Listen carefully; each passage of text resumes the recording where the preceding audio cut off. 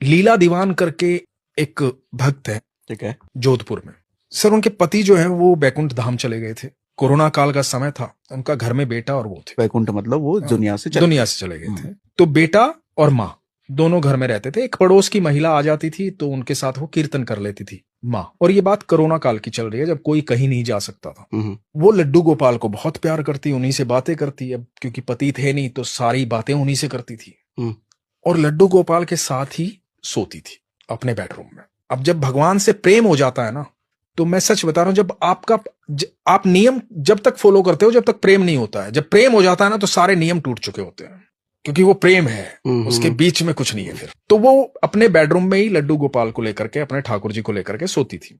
एक दिन हुआ यूं कि वो रात में टीवी की ट्रॉली के पास उनका बेड पे उनको बिठा करके और रख के भूल गई और जाके बेडरूम में सो गई। थकी हुई थी, सो गई।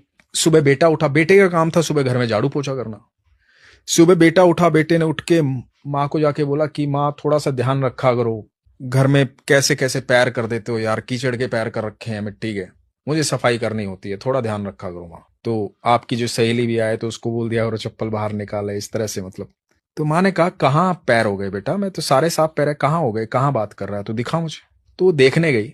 अब बेटे ने तो दूर से देखे थे। जब माँ पहुंची तो टीवी की ट्रॉली से लेकर के बेडरूम तक छोटे छोटे पैरों के हल्दी और चंदन के पैरों के मिट्टी के निशान थे, हल्दी और चंदन के। बेडरूम तक, टीवी की ट्रॉली से बेडरूम तक, और वो टेबल के नीचे से गए हुए पैरों के निशान। ठीक है, उन्होंने मुझे फोटो भेजा।